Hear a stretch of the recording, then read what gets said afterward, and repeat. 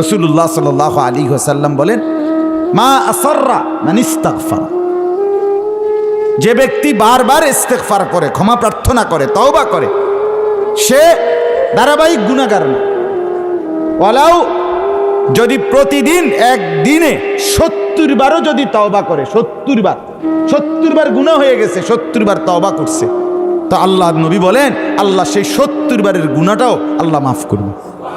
কিন্তু শর্ত হলো প্রতিবারই বলতে হবে দিল থেকে, দিল থেকে, আসলেই ছেড়ে দেওয়ার নিয়তে। মানে আসলেই ছেড়ে দেওয়ার নিয়তে আপনি বলছেন কিনা এটা আর কেউ না বুঝুক, আল্লাহ তো বুঝুক, আল্লাহ তো বুঝুক। এই জন্য তওবা বড় বরকতময়। কেউ যদি তওবা করে নগদ, তাহলে একটা লোক মনে করেন যে আজকে 1 বছর যাবত বিড়ি সিগারেট খায়, এই লোকটা এবার সিদ্ধান্ত নিল না আমি খাবই না। দেখা গেছে এ কথার উপরে 15 দিন টিক্কা রইছে, কিন্তু এরপরে আবার শুরু করে হোক না, 15 দিনের লাভ না, আমার কথা কয় না, 15 দিনের লাভ আছে না। হ্যাঁ, আরেকবার সিদ্ধান্ত নিলে আরেকবার আবার কমে আইব, এমনি এমনি এক সময় ছাড়িয়েই দিবে সে। তওবার মধ্যে একটা শক্তি আছে, পাওয়ার আছে। এই জন্য হযরত বলেন গুনাহ যতই হোক তওবা করুন। আরো সুন্দর কথা আছে, খুলনার হযরত বলেন গুনাহ যদি হয় মিনিটে মিনিটে, তওবা করুন সেকেন্ডে সেকেন্ডে। গুনাহ যদি হয় মিনিটে মিনিটে, তওবা করুন কি, তওবা করতে দেরি করবেন না।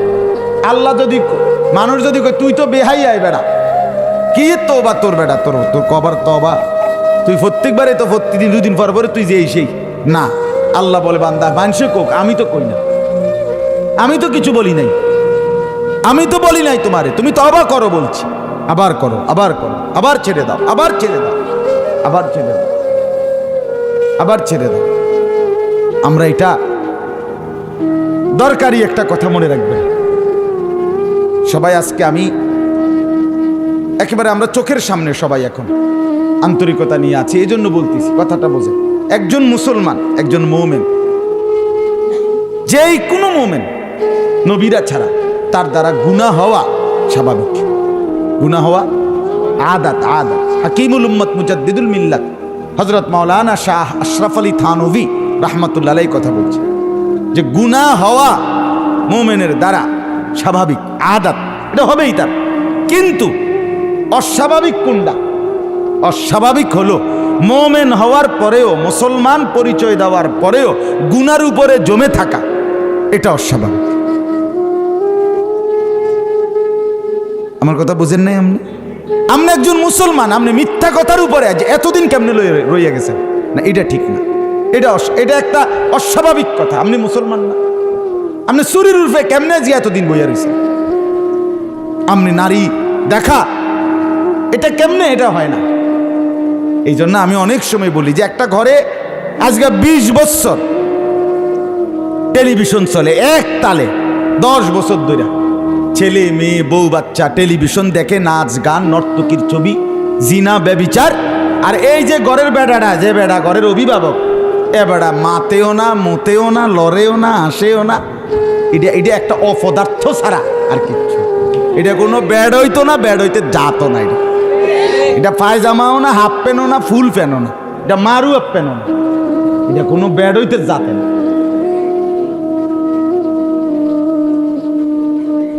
কথা বুঝে না? এটা কোনো মুসলমানের কোনো পরিচয় হইতে পারে না, এতে কোনো মা প্লাস্টিকে না, এটা কোনো,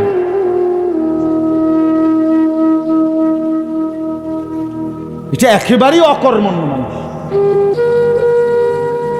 কারণ আমি গুনাহ হয়ে যাওয়া এটা স্বাভাবিক, এটা লাগাতার গুনাহটাকে আমার জিন্দেগি বানায় নেওয়া এটা অস্বাভাবিক। এটা মুমিনের পরিচয় হইতে, মুমিন এমন হয় না। বা আপনি 30 বছর মিথ্যা কথা বলতে পারেন না, আপনি যে 20 বছর ধরে সুদের ব্যবসা, না না, এটা মুসলমানের করতে পারে না, তার ভিতরে মুসলমানের কিচ্ছু নাই। আজকে 20 বছর ধরে, 10 বছর ধরে এবেডি পর্দা করে না, আজকে 1টা বছর ছেলেটা কোনোদিন ফজরের নামাজ পড়ে না, না এটা কোনো মুসলমান, এতে কোনো জাতের লোকে না। নামাজ ছুটে যাইতে পারে, কথা বোঝেন না? আজ আমার যেমন আমি কখনো কখনো এমন হয় যে আমি এমনভাবে শুইছি আইসা বাসায়, 3টা মোবাইল আমার অ্যালার্মের জন্য। আমার একটা মোবাইল এখানে আছে পকেটে, একটা আছে আমার বিবির কাছে চায়না মোবাইল, এটা অনেক আওয়াজ, পিছনে পুরাটাই স্পিকার বড়। এরপরে আমার আবার অ্যালার্ম ঘড়ি আছে, খুব আওয়াজ করে, এটা মানে ঘন্টা ফিডার মতো। 3টা দেওয়ার পর আমি এতটা গভীর ঘুমে অনেক সময় 4টা বাজে আইসা ঘুমাইলাম। তো আমি অনেক সময় এমন হয় যে জামাত, আমি ঠিক চোখ মেলছি, দৌড়াইয়া উজু করে গিয়া জামাত ছুটে গেছে। হ্যাঁ, এটা তো হইতেই পারে, কিন্তু এটা কি এই লেগে প্রতিদিন হইতেইব? তো 3 মাসে, 6 মাসে, 1 মাসে কখনো এটা হয়ে গেছে, আজকে জামাত ছুটে গেছে। তো এটা তো হতে, এটা আমারও হবে, আপনারও হবে, হইতে পারে। কিন্তু লাগাতার 1 বছর, লাগাতার আজকে 2 বছর, লাগাতার আপনি কোনো দিনে ফজরের নামাজ পড়ে না, এটা মানুষের তো জাতেন না। এটা কি তা? এটা তো একেবারেই অপদার্থ। এই ছেলেটা তো একদম অপদার্থ, বিশ্বাস করে, এটা কোনো কামের বেড়াইতে না, এরে দিয়ে কিচ্ছু হবে না। এই বাতখানা ছাড়া আর হোতা ছাড়া, মানুষের বেডি সাউন্ড ছাড়া এতেরি দিয়ে কোনো কাম হবে। এই আমাদের ছেলে পেলেদের সমস্যা কোথায়? আমাদের গুনাহ তো হতেই হবেই। আরে নবীজি বলছে, উম্মত যদি তোমাদের গুনাহ না হতো তাহলে আল্লাহ তোমগরে ধ্বংস কইরা নতুন জাতি বানাইতেন, যারা গুনাহ করত, গুনাহ হইতো যাদের দ্বারা, তওবা করত আর আল্লাহ মাফ করত। এটা হাদিস। তার মানে গুনাহ হওয়াটা কি স্বাভাবিক, কিন্তু গুনার উপরে টিকে থাকা, মজবুত হইয়া থাকা, এটা অস্বাভাবিক। এটা মুসলমানের পরিচয়। মুসলমান তারে বলে না।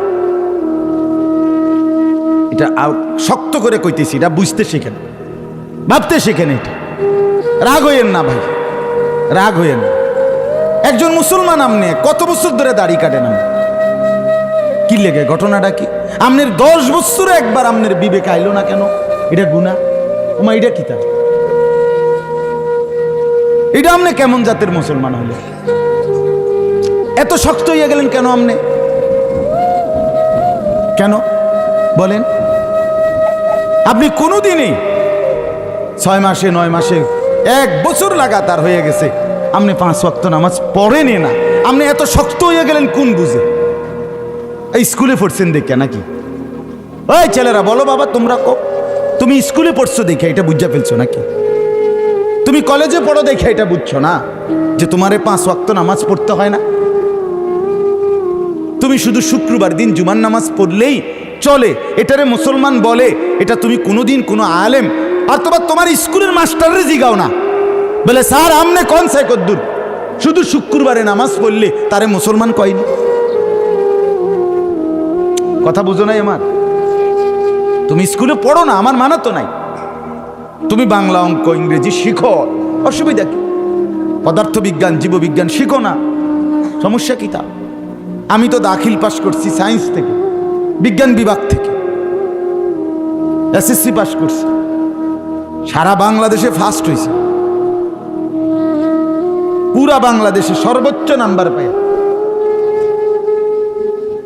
কথা বুঝছেন না? আমি ভিক্টোরিয়া কলেজে মাস্টার্স পরীক্ষা দিছি যে সময়, সেই সময় টিচার হল গার্ড 50 বার আই আমার খাতা শুধু ছাইয়ে গেছে যে হুজুরি লেখে কি। আলহামদুলিল্লাহ। তাইলে আমার বলার উদ্দেশ্য হইল, আমি কলেজে পড়ছি, কওমি মাদ্রাসায় পড়ছি, আলিয়া মাদ্রাসায় পড়ছি, তাই বলে নামাজ ছেড়ে দিতে হবে? এটা কি কথা ভাইয়া? তাই বলে হালাল ছেড়ে দিতে হবে? তাই বলে সারাদিন নারী নিয়ে পড়ে থাকতে হবে?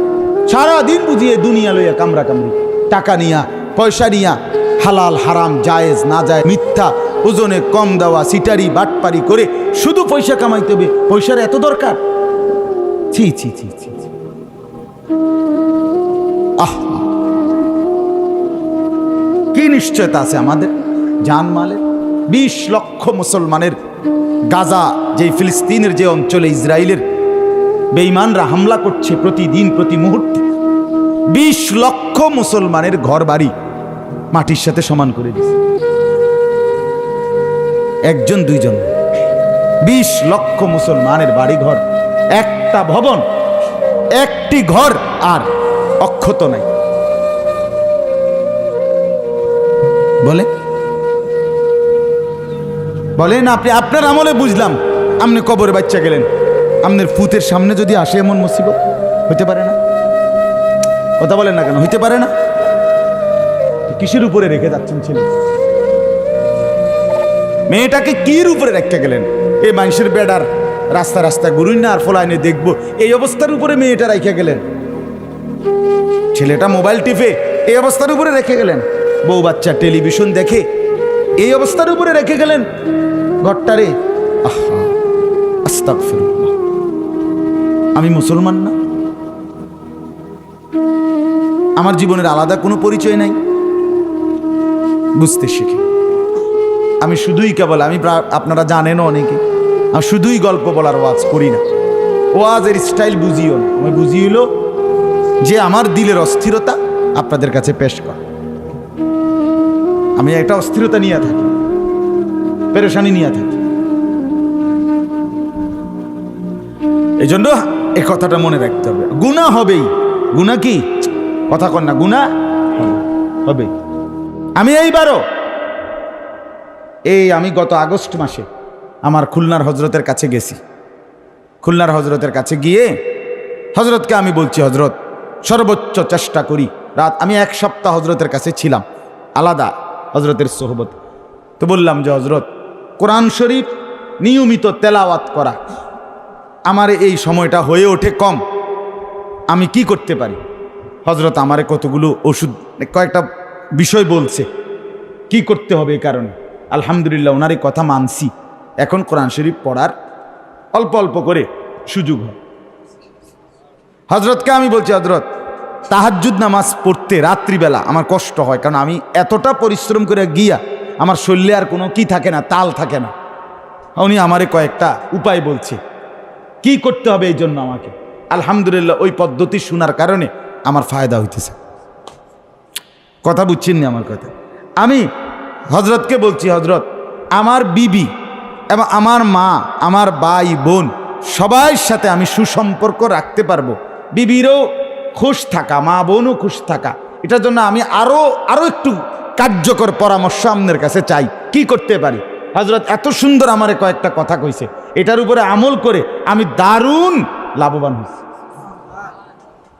ওনাকে আমি বলছি, হজরত আমি চলার পথে এই যে রাস্তাঘাটে চলি, আমার শায়েখ আরিফ বিল্লাহ হাকিমুন নাফস আল্লামা মুফতি মুশতাকুন নবী কাসিম হুজুর আমারে জোর করে বহুদিন বলছে, এখন আজকে বহুদিন আমি এই আমল করি। হজরত ওনার কথাটা কি, যে সামনের সিটে বসতে, ড্রাইভারের লগে যে সিট, আমি এই সিটে বসি না আমার গাড়িতে, এর পিছনের সিটে বসি, সব সময় সামনের সিটটাতে বসি না। কেন? আমার শায়েখের নিষেধ, আল্লামা মুফতি মুশতাকুন নবী কাসিমি হুজুরের নিষেধ, এটা আমার সাবধান মানা, একদম কোনোভাবেই সামনের সিটে বসবেন। কেন? প্রশ্ন হলো কেন বসবেন না? প্রশ্ন 1 নাম্বার কারণ হলো, হজরত বলে যে, হুজুরে বলছে যে 1 নাম্বার হলো আপনার নজর হেফাজত থাকবে, বিন নারীর প্রতি নজর পড়বে না। পিছনের সিটে তো ওই সামনের সিটের একটা আড়াল আছে, কথা বুঝছেন না? কিছুটা হইল নিয়ে আমি হজরতকে এইবার বললাম, খুলনার হজরতকে, হজরত আমি আরও চাই কোনোভাবেই সর্বোচ্চ যেন নজরকে নিয়ন্ত্রণ করতে পারি, এর জন্য আমি কি করতে পারি? উনি আমার এই ব্যাপারেও কয়েকটা প্রেসক্রিপশন দিছে, কথা বলছে কি করতে হবে। এই 4টা বিষয় আমি 1 সপ্তাহ থাইকা ওনার কাছ থেকে আমল বুঝা লইছি। এইবার আগস্ট মাসে আলহামদুলিল্লাহ 4টায় হজরত যা বলছেন তা আমল করে আমি ফায়দা পাইছি। তাহলে ত্রুটি বিচ্যুতি প্রতিনিয়ত বিশ্বাস করেন আমারও আছে, আমি উপলব্ধি করি যে এটা আমার ত্রুটি, এটা আমার ত্রুটি উপলব্ধি করি। মাঝে মাঝে মানুষের আবদারে মাহফিল নিয়ে এই পরিমাণ বিরক্ত করে, মেজাজ কন্ট্রোল রাখা কঠিন হয়ে যায়, মানে আর কুলাইতারি না। এইটাও তো আমার ত্রুটি। কোনো মানুষ আমার দ্বারা কষ্ট পায়, কোনো সময় স্যাত উঠে যায়, রাগ উঠে যায়, কথা বুঝছেন না? যেমনি হোক তর্ক করে, মানে তর্ক বলতে মানে হেতের একটা ডেট এটার ভিতরে দিয়ে হইলো, যে জায়গা নাই, হাওলাত করে হইলো, হয়তো জায়গা দিতে হবে। হেতের মহব্বত, এটা তো তার ভালোবাসা, সে তো দুশ্মনী করে এটা চাচ্ছে না। কি বলেন? একটা মানুষ একটা মাহফিল চাইছে কি দুশ্মনী কইরা, কিন্তু আমি তো অনেক সময় মেজাজ কি রাখতে পারি না, কন্ট্রোলে রাখতে পারি না, কারণ অর্গুমা থাকি। কিন্তু এটাও তো আমার ত্রুটি। তো আমি এটা চিন্তা করি যে আমাকে এটার জন্য কি করতে হবে, আমার এটার জন্য আরো নরম হইতে হবে, আরো সবর করতে। আমি জিন্দিগি বাইছা নিছি এটা। আমার ড্রাইভার বেচারা সারা দিন মানুষের সাথে কথা কইতে হয়, সারাটা দিন তার যতক্ষণ মোবাইলটা খোলা থাকে অতক্ষণ এটাতে কল বাজে, সারাটা দিন বেচারা কষ্ট করে। তো আমি বলছি যে এটা আমাদের জিন্দিগি, আমি এটা বাইছা নিছি এই রাস্তা, এখন আমাকে সবর করতেই হবে, হজম করতেই হবে, নাহলে আমি এই রাস্তা ছেড়ে দিই। তো তার আমার কাছে কেউ যাইতো না, বলে আমি ওয়াজে করি না ওনার ভাই, তো মানুষ আর কিনতে হবে আমার কাছে। আমি বন্ধু বলার উদ্দেশ্য হলো গুনাহ হওয়াটা স্বাভাবিক, কিন্তু গুনার উপরে স্বাভাবিক হয়ে যাওয়া, টিকে থাকা লাগাতার, এটা উচিত না, এটা অস্বাভাবিক, এটা মুসলমানের জন্য মুহাল। আমার সুদন্যপুর হজরত আরিফ বিল্লাহ, আমার শায়েখ আল্লামা মুফতি মুশতাকুন নবী কাসেমি হুজুর কি বলছে? হুজুর বলছেন যে আপনি ভাবেন যে একটা মুসলমান তার